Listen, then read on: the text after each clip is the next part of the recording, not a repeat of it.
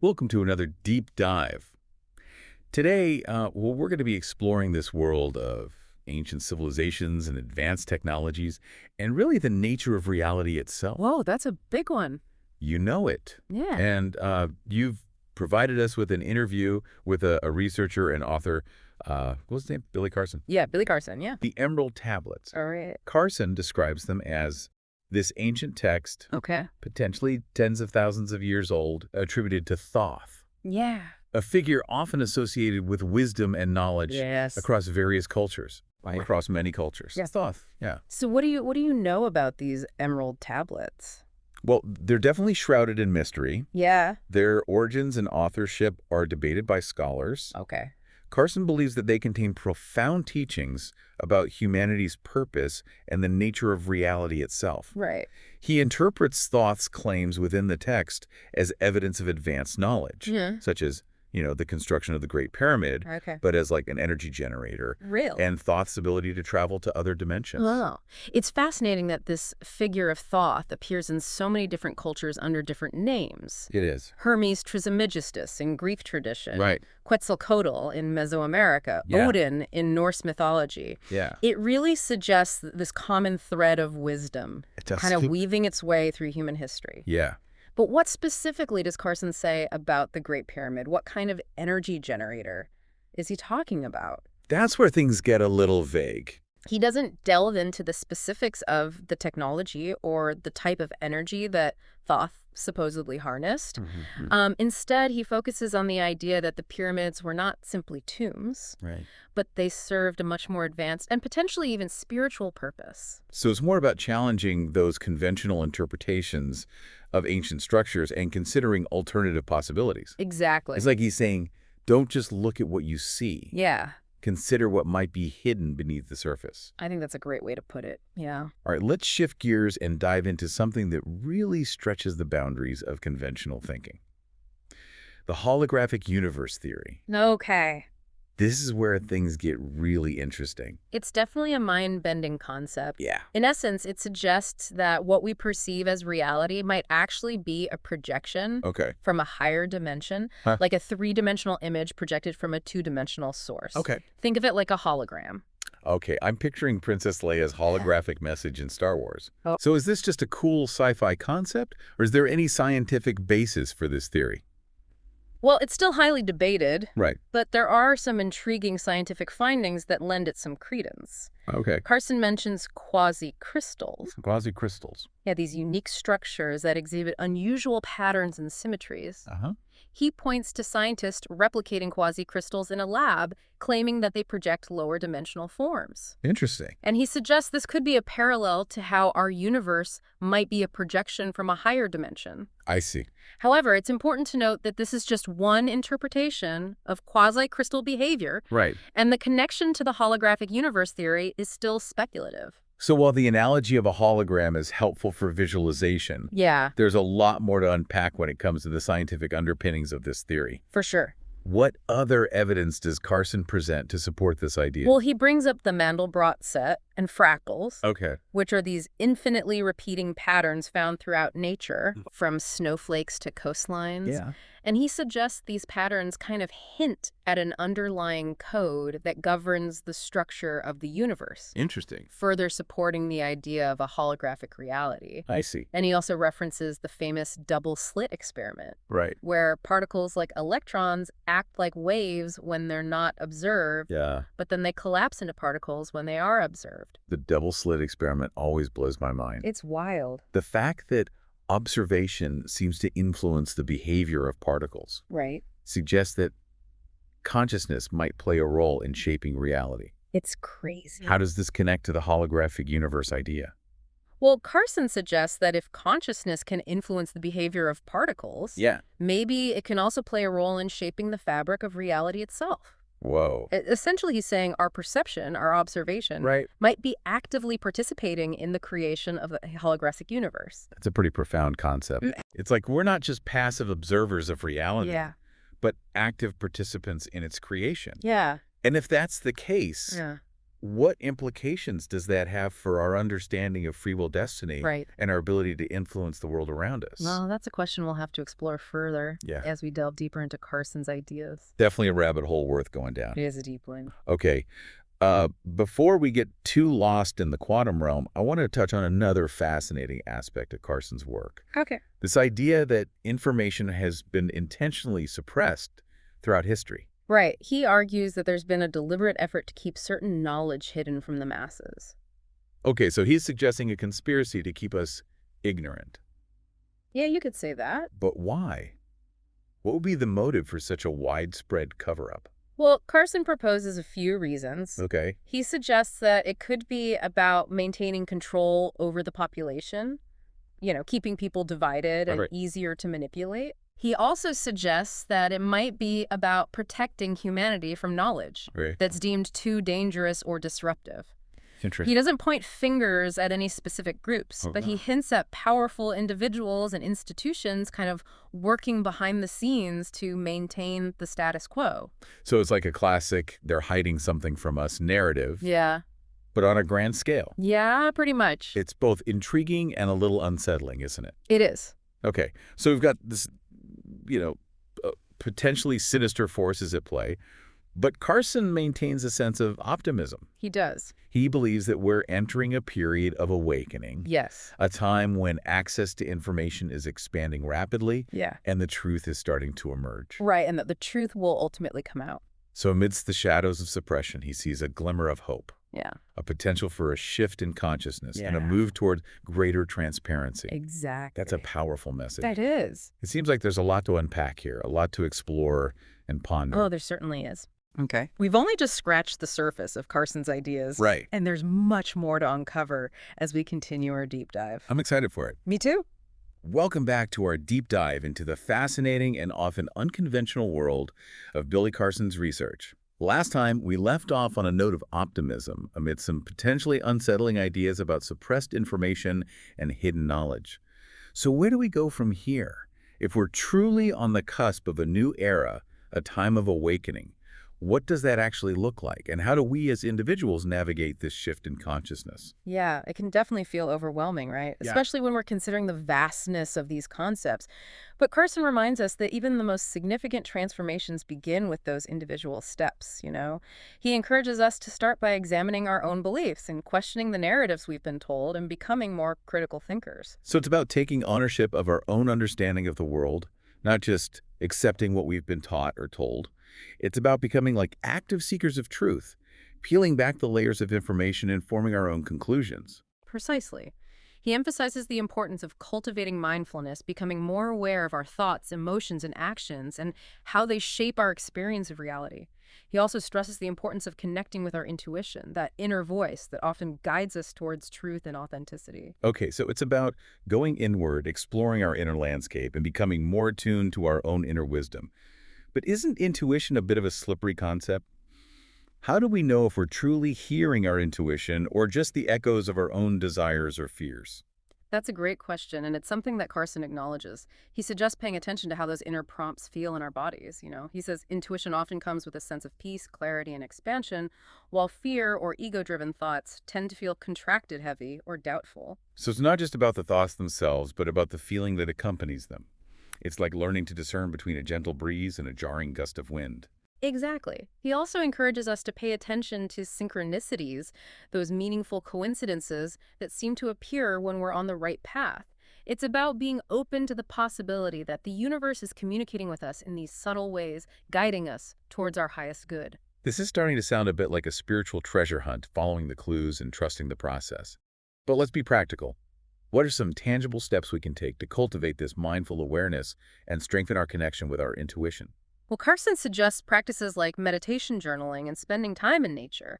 He says that by quieting the mind and connecting with the present moment, we create space for our intuition to emerge. So it's about creating a sanctuary of stillness amidst the noise and chaos of everyday life. A space where we can listen to that inner voice without distractions. Precisely. He also encourages exploring alternative spiritual practices like yoga or energy healing, anything that helps us connect with our inner selves and expand our awareness. He emphasizes that personal transformation is an ongoing process and there's no one-size-fits-all approach. It's about finding what resonates with us and incorporating those practices into our lives in a way that feels authentic and sustainable. It's like creating a personalized toolkit for awakening, drawing from a variety of practices and traditions to create a path that's uniquely our own. Yeah. This resonates with me. Now, Carson talks a lot about this potential golden age for humanity, a time of greater awareness, unity, and harmony. But honestly, looking at the state of the world today with all its conflicts and challenges, it's hard to imagine such a utopian future. Is this just wishful thinking, or is there a realistic path towards this golden age? It's a valid question and one that many people grapple with. Carson acknowledges that the path to a golden age is not without its obstacles.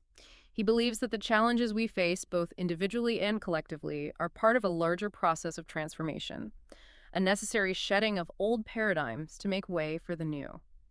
He sees the current state of the world with all its turmoil and uncertainty as a catalyst for awakening, a cosmic wake-up call, urging us to evolve beyond our self-destructive tendencies. So it's like we're in a cosmic pressure cooker. The heat of our current challenges forcing us to transform and evolve. That's one way to look at it, yeah. He believes that this pressure is pushing us towards a tipping point, a critical mass of awakened individuals who will usher in a new era of consciousness. He sees evidence of this awakening in the growing number of people seeking alternative spiritual paths, embracing sustainable living practices, and questioning traditional systems of power and authority. It's encouraging to hear him speak about these signs of positive change. It's easy to get bogged down by the negativity that often dominates the headlines. But focusing on these pockets of awakening reminds us that there's a countercurrent, a movement towards greater awareness and conscious evolution. Exactly. He believes that as more and more individuals awaken to their true potential, it will create a ripple effect throughout society, leading to a shift in consciousness on a global scale. It's like that saying, be the change you want to see in the world. But on a cosmic level, it's about recognizing that our individual transformation contributes to the collective evolution of humanity. But let's get practical again. How does this translate into everyday actions? What can we do in our own lives to contribute to this shift towards a golden age? Well, Carson emphasizes the importance of aligning our actions with our values. He encourages us to start by making small, incremental changes in our own lives, choices that reflect a greater awareness of our interconnectedness, and a commitment to creating a more just and sustainable world. So it's not about waiting for some grand external event to usher in a new era. It's about starting where we are with the choices we make every day and letting those choices ripple outwards. Precisely. It might be choosing to consume less, supporting ethical businesses, engaging in acts of kindness, or speaking up against injustice. Every action, no matter how small, contributes to the collective energy field and influences the trajectory of our collective evolution. It's like we're each weaving threads into a tapestry of transformation, and every thread, every choice, adds to the beauty and complexity of the overall design. This is starting to feel less like a utopian fantasy and more like a tangible possibility, a future we can actively participate in creating. Now, we've talked a lot about ancient wisdom, but Carson also discusses the possibility of contemporary extraterrestrial contact. How does this fit into his vision of a golden age? Well, Carson believes that we are on the verge of a global disclosure event, a time when the truth about extraterrestrial presence on Earth will be revealed to the masses. He sees this as a catalyst for a profound shift in consciousness, a shattering of our current worldview, and an expansion into a more cosmic perspective. He believes that contact with advanced extraterrestrial civilizations could accelerate our technological and spiritual evolution, offering us access to new knowledge technologies and ways of being. That's a pretty big leap. But isn't the idea of a global disclosure event a bit far-fetched? I mean, if extraterrestrials are already here, why haven't they revealed themselves? And how would such a revelation be received by the world? Wouldn't it cause chaos and panic? Those are valid concerns and ones that Carson addresses. He suggests that extraterrestrial civilizations might be waiting for humanity to reach a certain level of consciousness and maturity before making open contact. He believes they are observing us, guiding us in subtle ways, and preparing us for a time when we are ready to embrace our cosmic heritage. So it's like they're cosmic gardeners tending to the seeds of our evolution and waiting for the right moment for the flowers to bloom. That's an interesting analogy, yeah. He believes that disclosure would be a gradual process carefully orchestrated to minimize disruption and allow humanity to adjust to this new reality. He envisions a future where we collaborate with extraterrestrial civilizations, sharing knowledge and resources to create a more peaceful and sustainable world. It's a hopeful vision, a glimpse into a future where we move beyond our current limitations and embrace our place in a vast and interconnected cosmos. But let's be realistic. Humanity has a long history of conflict, greed, and violence. How can we be sure that contact with extraterrestrials would lead to a more harmonious future? What if they have their own agendas, their own motivations that might not align with our best interests? Those are important questions and ones that we can't answer definitively. Carson acknowledges the potential risks associated with extraterrestrial contact. He emphasizes the importance of discernment, critical thinking, and maintaining our sovereignty as a species. He believes that we need to approach contact with a balance of openness and caution, wisdom, and courage to navigate this uncharted territory responsibly. So it's like venturing into a new frontier, a cosmic exploration that requires us to be both adventurous and wise open to new possibilities while remaining grounded in our values and protecting our own interests. Precisely. He believes that this is a pivotal moment in human history, a time of great opportunity and challenge. The choices we make, both individually and collectively, will determine the course of our future. It's a lot to process, a lot to consider. But I'm starting to see a pattern in Carson's work, a thread of empowerment woven through all his ideas, a belief that we are not passive bystanders in the unfolding drama of human evolution, but active participants with the ability to shape our destiny. That's a keen observation, yeah. He reminds us that we have the power to choose love over fear, unity over division, and enlightenment over ignorance. He believes that by embracing our true potential, we can create a future that is more aligned with our highest aspirations. It's an inspiring message, one that calls us to step into our power, to embrace our role as co-creators of reality, and to work together to create a world that is worthy of our highest dreams. But before we get carried away by these grand visions, let's ground ourselves in the practical realities of everyday life. We've explored some pretty mind-bending concepts: ancient civilizations, advanced technologies, a holographic universe, extraterrestrial contact, a potential golden age. But how do we bridge the gap between these grand ideas and the nitty-gritty details of our daily lives? How do we apply these principles of awakening to the challenges we face in our relationships, our work, our health, and our finances? That's a crucial question and one we'll explore in the next part of our deep dive. Stay tuned. Welcome back to our deep dive into the world of Billy Carson. We've covered a lot of ground, from ancient mysteries and lost technologies to a potential golden age and even the possibility of extraterrestrial contact. It's been a wild ride. But as much as I love exploring these mind-bending concepts, I also want to make sure we bring it back down to earth, Yeah. How do we take all this information and apply it to our everyday lives? How do we bridge the gap between these grand ideas and the practical realities of navigating relationships, work, and all the challenges that life throws our way? That's the key, isn't it? It's easy to get lost in these fascinating ideas, but applying them to our lives is where the real transformation happens. Yeah. Carson suggests starting with our own beliefs and assumptions. Okay. He challenges us to question everything we think we know about the world. So it's about looking at the world with fresh eyes, questioning those narratives we've been fed, and becoming more discerning about the information we consume. Right. It's about taking ownership of our own understanding of reality. Exactly. He emphasizes the importance of critical thinking, Right. of not just accepting information at face value, Right. but digging deeper, researching, and forming our own conclusions. Yeah, that resonates with me. It's easy to fall into the trap of believing everything we read or hear, especially in today's world of information overload. Yeah. But how do we develop that critical thinking muscle? Yeah. How do we learn to separate fact from fiction, truth from propaganda? Well, Carson suggests surrounding ourselves with a diverse range of perspectives. Okay. He encourages us to engage with people who hold different beliefs, to read books and articles that challenge our assumptions, and to be willing to have our minds changed. So it's about stepping outside our echo chambers, those comfortable bubbles where everyone agrees with us, Yeah. and venturing into the wider world of ideas where we can encounter those different viewpoints and expand our understanding. Precisely. And it's not just about consuming information. It's about engaging with it, critically asking questions, challenging assumptions, and forming our own conclusions. It's about becoming active participants in the process of knowledge creation rather than just being passive consumers of information. I like that. This reminds me of something you mentioned earlier. Okay. The importance of community. Yeah. How does community play a role in this process of awakening and applying these principles to our lives? Well, Carson believes that community is essential for navigating these turbulent times. Right. He encourages us to connect with like-minded individuals, Yeah. people who are also on this path of exploration and growth. So it's about finding our tribe, those who resonate with our values and aspirations. Yeah, and supporting each other on this journey of awakening. It's about recognizing that we're not alone in this process. exactly. He believes that by coming together, sharing our experiences, and learning from each other, Right. we can amplify our individual efforts and create a collective force for positive change. Yeah, it's about creating a web of interconnectedness, a network of support that empowers us to navigate those challenges and embrace the opportunities of this new era. Exactly. Now, let's talk about something that came up earlier, Okay. intuition. Okay. We discussed how important it is to cultivate our intuition, to listen to that inner voice that guides us towards truth and authenticity. Right.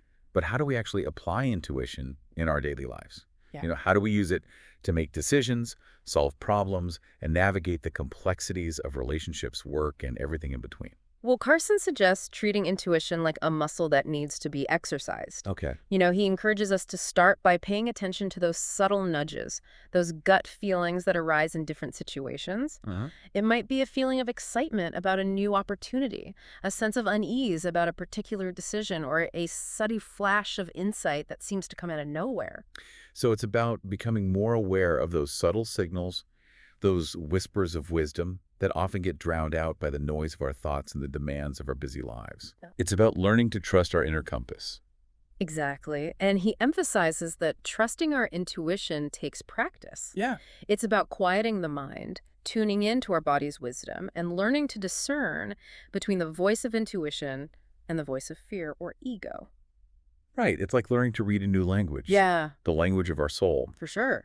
It takes time, patience, and a willingness to experiment, to try things out and see what works. Yeah. What are some practical ways that we can strengthen our intuition and learn to trust those inner promptings? Well, Carson suggests practices like meditation journaling and spending time in nature. Okay. These practices help us to slow down, quiet the mind, and become more present in our bodies. Right. He also encourages us to engage in creative activities that allow our intuition to flow more freely, such as painting, writing, dancing, or playing music. So it's about creating space for our intuition to emerge, giving it room to breathe and express itself. Yeah. It's about nurturing that inner connection and allowing it to guide us. Now, throughout our deep dive, we've encountered some pretty challenging ideas. We have. We've talked about, a potential cosmic battle between light and darkness, suppressed information, and the possibility of powerful forces working against humanity's awakening. Yeah, It can feel a bit overwhelming, even a bit frightening at times. for sure. How do we reconcile these ideas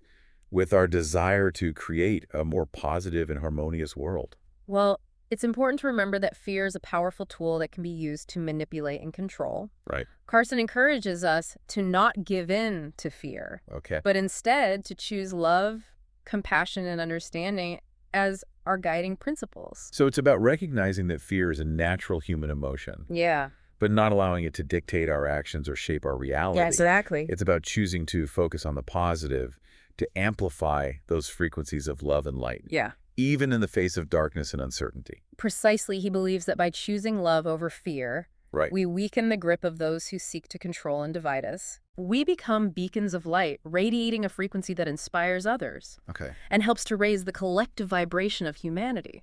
It's a powerful message, a reminder that we have the power to choose how we respond to the challenges of our time.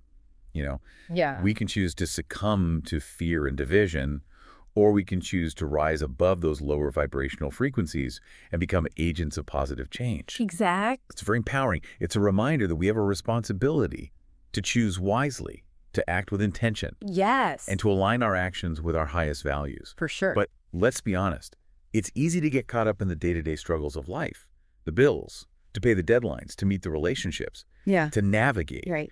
How do we stay connected to these bigger ideas, to this sense of purpose and possibility amidst the mundane realities of everyday life? Well, Carson encourages us to create rituals and practices that help us stay grounded and connected to our higher selves. This might involve daily meditation, spending time in nature, engaging in creative activities, or simply taking a few moments each day to reflect on our gratitude and connect with our inner wisdom. So it's about weaving those moments of mindfulness and connection into the fabric of our lives, Yeah. creating a rhythm of awareness that sustains us through those ups and downs of daily living. Exactly. He believes that by creating these small but significant shifts in our daily routines, we can cultivate a more conscious and intentional approach to life, one that aligns with our soul's purpose and contributes to the collective awakening of humanity. It's a beautiful and inspiring vision. Yeah? Well, as we wrap up our deep dive into Billy Carson's world, what are some key takeaways you want our listeners to remember? What are the most important messages that emerge from our exploration?